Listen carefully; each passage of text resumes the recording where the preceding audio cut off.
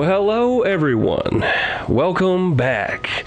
Today we are talking about Double Cross and the amazing Q&A after our premiere at the beginning of the year. Like I said before, 2024 is going to rock. So I won't go into a lot. This ain't like the Q&A after, the Q&A, but it was my first actual Q&A. I mean, I did have one in the past. It's kind of like you put me on stage and I'm gonna go, but you put me in front of a camera and I'm talking like a crazy person like I'm right now. But anyway, I believe the Q&A went amazing. The premiere went amazing. Everybody loved it. Double Cross is out now. It is out on streaming. You can also order a DVD as well. The movie is great. I love it. It was fun to play a small part at the beginning and, of course, direct the whole thing. I can't thank everybody enough that was in it. Timmy K. Morgan, Craig Black, Ethic Dijon, of course, Braden D. White, Blake Longshore, Emmeline Woodall, Cara Ronan. Of course, my kiddo played a part in it. It was just great. Everybody loved it. It was fun to do. My buddy Matt Ross was in it. My brother was in it.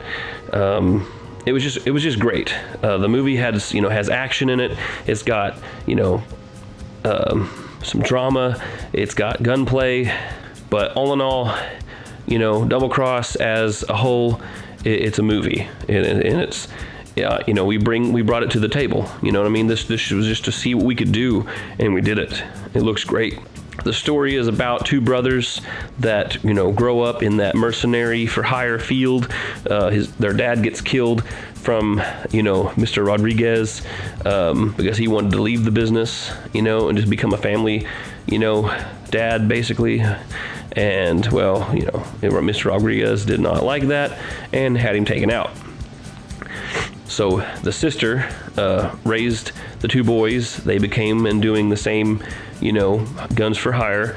And when Rodriguez finds out that, that his previous employees' kids are now doing the same thing, and there might be, either conflict or, competition, he's like, let's take these guys out. And it doesn't go over so well. To say the least. But anyway, I'll let you guys watch the movie or watch the Q&A, and I'll get back with you in a second. Okay. What was probably one of the most difficult scenes fighting-wise that you guys had? Fighting-wise, the scene where they all circled us. Okay. Because it was in the middle of August, and that is an old abandoned warehouse, and it was like 105. Yeah. That was just outside of the building. So inside, we're like cooking like some roast turkeys. That's, yeah. And the part where I do like the spinny kick to finish the guy, they asked me, I was like, I want to do this kick. And they're like, okay, how many takes you want to do? I'm like, I probably got like 3 in me. I lied. I had like one. From each angle, because, they were like, you got 3, right? And I was like, yeah, so we did 1. Boom, look at it. Cool, let's do it from the other side. Do it another again. Boom, cool, let's get it done. I was not about to stay out there longer than I had to. Now this is a question for David real quick. Did you set that up? Yes, I did. Okay, I just wasn't paying attention, so I just want to make sure. Not to mention the birds sitting on us the whole time. Oh yeah, there was bird crap all over the floor. We got tested that way. Yeah, every take we had to wipe them down because we're all wearing black. So every time they hit the ground, they get dirty, and so we went through a whole stack of wipes. We have to wipe them all down and start again.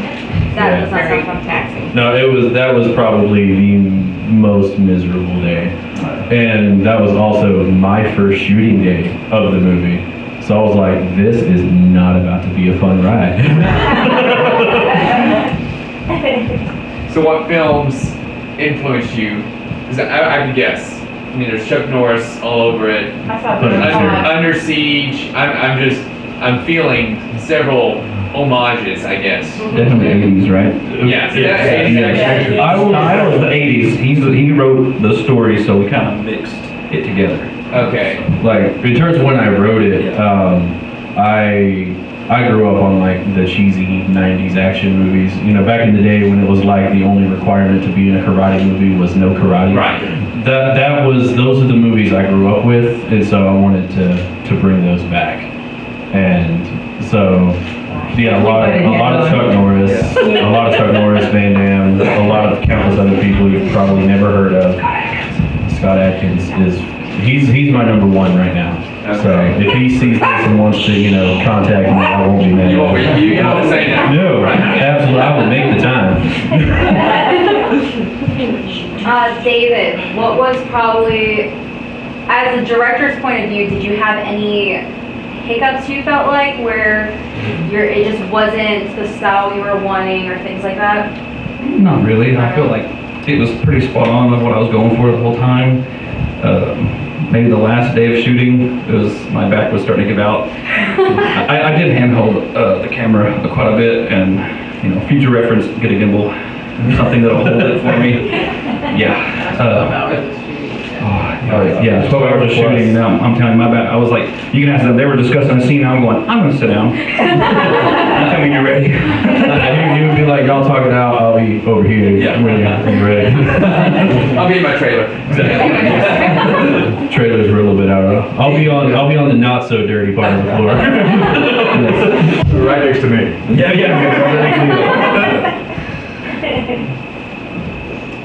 Do you have any cast questions about maybe acting? I don't know, was there any difficult scenes for, I mean, 'cause now you did a cameo in it. I know, yeah, so that's always fun. And that's something I just learned, so every time you guys do a project together, you do like a cameo. Yes. I love that. I try to at least cameo in most, and at least if we make something, yeah, I'll cameo it. I love that. Even in the Skin Circuit short, like he's not in it per se, but his voice is in there. Yeah. So now, of course, you guys are all cast. So was there any acting scenes that you guys really had to maybe get into a certain character or do some, you know, maybe scene studies beforehand? Well, y'all know me, so I'm very, very goofy. I felt like there was a lot of Braden scenes in there. Oh, trust me, I had to add some Bradenisms in there, and so. Did that turn out the way you wanted? Yeah, did that go the way you thought it would? That's one of my favorite sayings. How many times you heard that in your life? A lot. But I mean.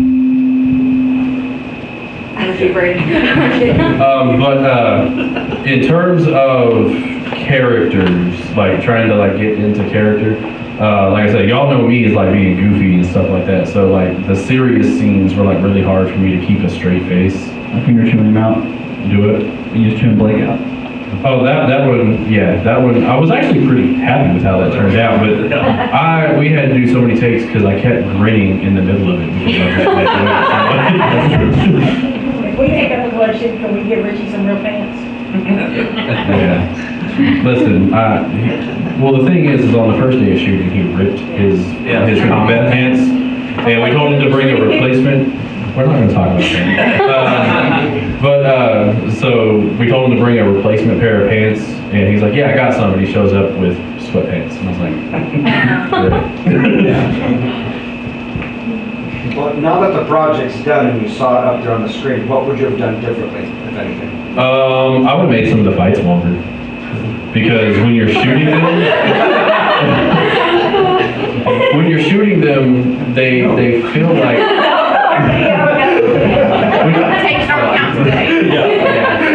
But when you're shooting fight scenes, like they take a lot of time. So when you're shooting them, you feel like, man, this is gonna be an extra long fight scene. Then you start wrapping this up, and then you edit it together, and you got like 15 seconds, and you're like, maybe we should have done a little bit more. So There's at least 30 seconds of him dead, right? yeah. So, but that's probably the only thing I would have done differently is I would have made the fights longer. But I'm an action guy, so. Really? Just comedy. Newsflash. Yeah, working with Braden on a fight scene one day, I think it took us, 5 hours of constantly rehearsing and everything, just to get that 3 minute of skin scissor. Oh yeah, yes, yeah, that was a whole nother monster. But for real though, props to Leo over here because he died so many times in this movie, and he took every one of them like a champ. He was always gung-ho about it. I've done so many fights with him in the movies and everything. And a couple weeks ago, we actually had another fight scene, and they were worried about, okay, because I wanted to kick somebody. And they're like, well, there's glass here. And I was like, well, let's have Leo do it, because I trust him to take my kick and know where he's supposed to go. So if I have a choice, I'm bringing him in like anything I do, as a stunt guy, whatever, because I enjoy fighting with him. Yes. So in the future, do you think you'll do more comedic type things also? I've been told I should. Yes. I don't know. You can do dancing. I have videos of you when you're little baby. Can we get access to those to put on my Cast Dance website? Okay. Gotta have. I gotta have those. Can we change this picture up for a week? Yes. Choreographed and stuff, licensed to it. Oh, this one? Yeah. I would say probably Blake and Ethics fight at the end and Ryan Rodriguez. I'm sorry, what was the question? He asked what was the longest fight The that we longest choreographed. choreographed and worked through. Because we didn't really have a lot of rehearsal time, so a lot of it was us figuring out what we're going to do, practice it a couple times, and shoot it. Okay. So that's why I'm saying if we would have had more time to prepare, that's why I was saying I would probably make the fights longer. Mr. Rodriguez going into the wall, that drywall breaking, really happened. I saw that. I was like, I remember being told this actually happened. Yeah, we were actually shooting at that same warehouse a couple weeks ago, and anytime we had somebody come up like, hey, you see that up there? Wasn't there another hole that was recently created there? I remember seeing a picture. For legal reasons, I'm going to say no. Okay. So what style of martial arts was that, and what style do you learn? Well, that is what we call movie foo. I myself, I'm a 3rd degree black belt in Shotokan Karate. Okay. And so I've dabbled in and out of about 5-6 different styles throughout my martial arts career per se. But that's where my bread and butter is. So that's, basically what you see me doing in the movies, that's something either I saw in the movies like, I can do that, I want to do it. Or it's something that, I think would look cool, so I'll do it. Right. But in terms of like my actual martial arts background, yeah. Okay. So that wasn't a style of official martial arts? It was No, I wouldn't say that I was, like I didn't go into the fight scenes thinking, okay, I'm going to do this set of moves from, well there is an exception at the very beginning where I'm in the yard and I'm doing that. Yeah. That's an actual form in my style. It's called Ekkyo. So I was doing that. And that's a little homage to my instructor, so whenever he sees the movie, he'll be able to see it. He'll be like, I see. That's good. And Master Cruz, who you saw the tribute of him. Tamri is wearing his vest throughout the movie. I'm wearing a shirt. The scene where me and her talking in the middle of the night after I'm punching the bag and stuff. Right. I'm wearing a shirt from his Taekwondo school. So we threw those little homages in there to him. Now, question for all 4 of you guys. Was there any behind the scenes moments that kind of stuck out to you, whether it was funny or just enjoyable? Ah, man, there was so many. I bet. So I'm going to have David maybe answer that and then someone else, and then we'll get to Braden, because otherwise we'll forget what we're talking about. We'll forget the question. Truer words were never spoken. I wouldn't say that was one of the enjoyable, but I remember when she stepped on a nail. Oh, yes. At that same warehouse with Burton on it. Oh, Yes. yes. Hence why I said test. Can you say tetanus shot? Yeah, that's not really enjoyable. That's not really enjoyable, but And it's I don't mean this to sound memorable. bad. Yeah. Like it was yesterday. I don't mean this to sound bad, but I completely forgot that happened. She said, I didn't. No. How about you, for you two, Yeah. did you guys have any moments that really stuck out behind the scenes? She's talking about. Yeah. Me and Leo? Yeah. Yes, yes. Yeah. Oh, just me laughing at him getting hurt all the time. I always like getting those videos. I do the same thing. I just have to fall so good. I make you fall again. Well, it's always fun to try to be creative and make every fall different, so you're not. Yeah. Yeah. but making sure you don't hurt yourself when you're doing that. And here's the thing about fight scenes and stuff, because I've been in other movies where I'm fighting somebody, and you're only as good as the person you're fighting. You can be perfect punching somebody, but if they don't know how to take a punch and make it look real, then you look like a retard. And it's One of plain and simple. my favorite people to work with when it comes to that is Braden. Because we just know each other's moves and we work together so well that, you know, like the timing on this is really good, that we can literally get, his foot can literally touch my shirt, and at the moment I feel it, I know when to react to a lot of things. So the scene in the car, we changed that where I get choked with the seatbelt. We changed that up on the spot simply because it wouldn't work, me and him fighting through a window. So I was like, no, this is how you're gonna do it, and then you're actually gonna, as we're fighting, you're gonna grab my hair, you're gonna wrap the seatbelt around my throat and choke me, pulling me out the window. I'm gonna do what? And I'm like, yeah, you're really gonna do this to me? He's like, but I'll hurt you. I'm like, yeah, that's the point. You're gonna make this real. And you know, the next day I had bruises down my back and on my throat and everything, but I'd rather it look real and be sore for a few days than it look stupid. So we have real contact when we're fighting. Yeah, a lot of that. I don't mean to interrupt. I apologize, but a lot of that goes back to our stunt coordinator, Carl Ronan. He was awesome. He made sure that everyone knew what they were doing, made sure everyone was where they were supposed to be, made sure they knew how to fall if they were falling, made sure they knew how to react. And a lot of these fight scenes wouldn't have happened if it wasn't for Carl. So Carl was an invaluable member of the TKO team. He also was our gun specialist. We did firearms checks. Every time there was a gun on set, we did a firearm safety check. And yeah, Carl is, you know, I will not let anyone else choreograph my films except for Carl. I have a suggestion. After one of your fight scenes, you should moonwalk out of it. Nice. I think that'd be a good combination right there. Just the end of the movie, I think. You should just take that. Like, that's your mic drop. It's just the moonwalk. Just Nice. walk out. Right out. I'm gonna have it happen. I have a question, because He does first look time like I a saw special the purple uniform vest type effect, On what now? over all the shots. Okay. Where'd that come from? So it's supposed to be a blood splatter effect, but we were having some technical issues with the rendering, so it didn't render properly. We are going to get it fixed. Yes. Okay. So anything that looked a little, that's getting fixed. Yes. Would you, next time, would you use practicals instead of the effects rendering, or which do you prefer? I prefer, just because there's been so many accidents in terms of firearms Due to on safety of sets, the I would prefer to use, everybody. because what we use is pump action airsoft pistols, and we just don't load them with anything. It's almost like the same as a Nerf gun. You pull it back and click it. And I prefer to do those because it wasn't maybe 2 years ago that Alec Baldwin had that accident on his set. And that just furthered my opinion. I don't want to use those kind of. Yeah, they didn't want to use my stunt. I have the. She actually does have one. Yeah. But we started filming after the whole Alec Baldwin thing, and I was like, you know, let's just. Yeah, I think a lot of films and movies went that direction on that, and eliminated that after that happened.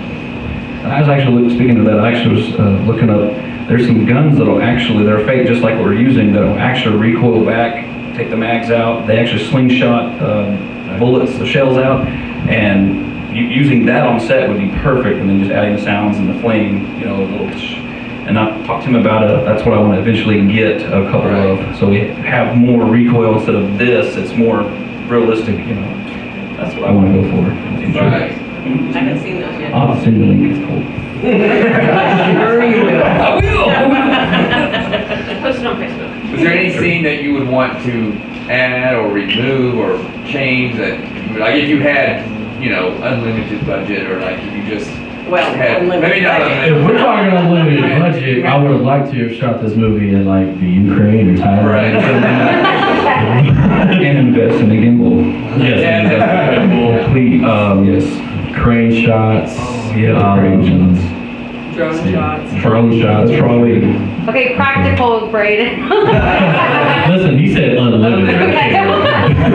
Like, or explosions, that's what I was thinking. Oh. Yeah. If I could have found if I could have found a place to put one where it would have made sense with my story, then I would have been all for it. Yeah. But the way that this story was set up, I did it simplistic for a reason, because I knew that we were going to basically shoot this for $20 in a pack of gum. Right. So, We could have blown shit up at my house, but there was just no way to work it in. Right, yeah. Yeah. I see it with the explosion with you walking slowly away from it, not even looking And back. not looking back. Yeah. One of those classic 80s. You saw I Spy. Yeah. Like you walk away from a strike at bowling. yes. Right. 100%. Did you do the Richie lifting weights in the barn thing and you walking up as an homage to Roadhouse? No, honestly, that was it.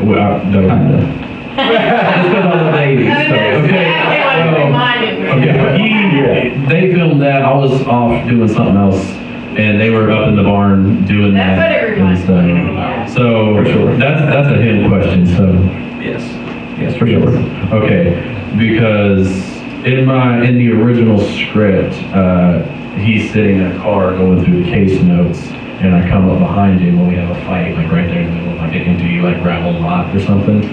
And he was like, well, shoot, why don't we just rework it, blah, blah, blah, we'll do it here, we can get this easily. And I was like, all right, as long as it makes sense, I'm all for it. And so that's what we did. So then they went up there and shot that, and so if he says it's from Roadhouse, then yeah. That's what it reminded me. Perfect. Any other questions? So who's your favorite son actor? Leo. The only right. Love it. You were my favorite, Leo. Appreciate you. Yeah, appreciate Appreciate you. And overall, I mean, like I said, from the time I started bringing people into this, like November 2020, Wow. and we just wrapped filming July of last year.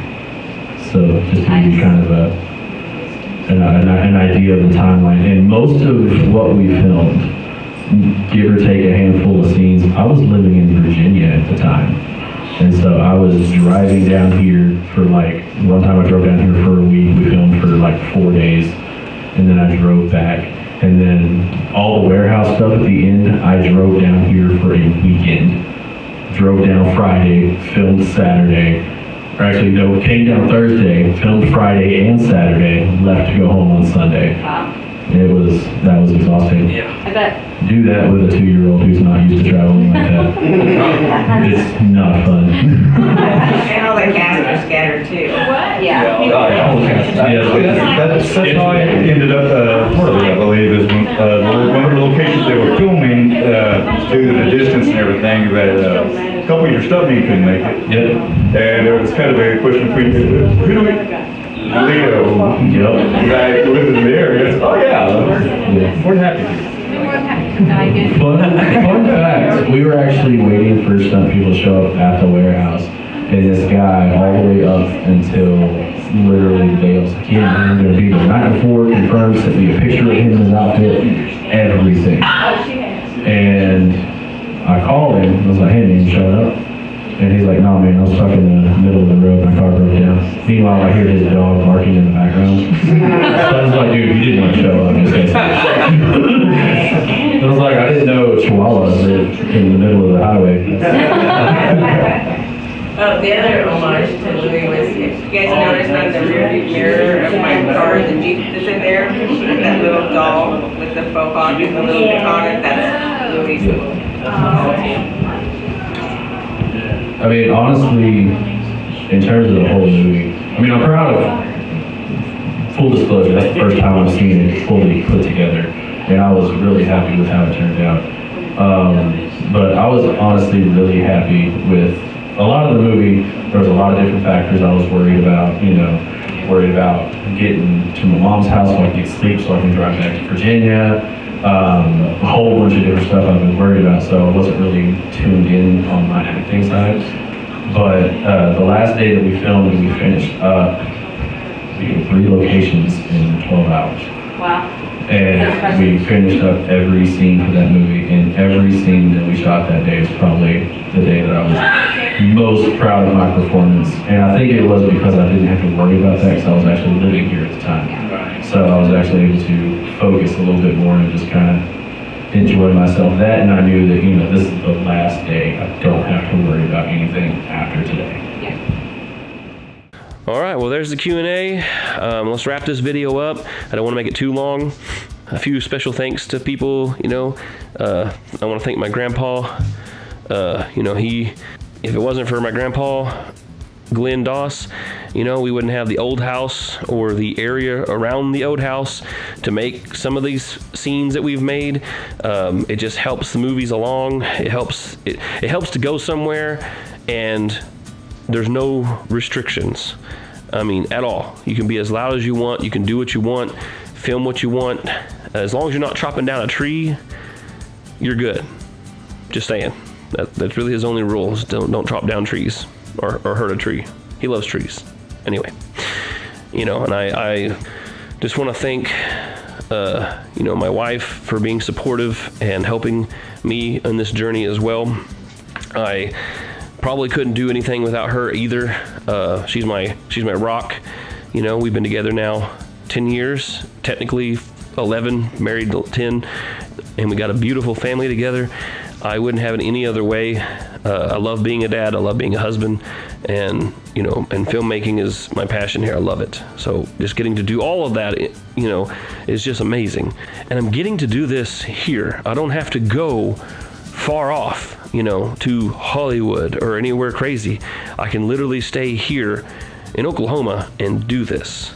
I can be a dad, I can be a husband, and I can still small travel to places and film these things and do these things and do what I wanted to do since I was this small. And heck, now my kiddos are starting to catch on and enjoy doing stuff like this. So I get it all the time. Dad, what, you going filming? Are you going filming? Yeah, bud, I'm going filming. Can I go with you? Well, not today, buddy. Maybe next time, or maybe that was the day. Yeah, bud, let's go. You know, it just really depends. But they love it. I mean, they know what I'm doing, and they always want to help and do that. Especially the oldest one, he loves it, and I'm excited that he has a passion for that kind of field, you know, as well. And just be on the lookout for all the great things. We're gonna have all these behind scenes. You know, I'm revamping all of my channels and my stuff. You know, my brand, everything. I'm pushing and I'm trying different things. I just want to be able to do as much as I possibly can this year. This year is the year. 2024 is it. Like, I am ready to rock and make as much content as I possibly can and put out not only on TikTok but all social media, YouTube, my channel, this, everywhere. And we are just going to continue moving up. Like I was telling my buddy the other day, I have finally climbed the mountain and I can see the horizon. I can see it. And that's what I want to go for. That horizon right over there. And by gosh, I'm going to get it this year. It's going to happen.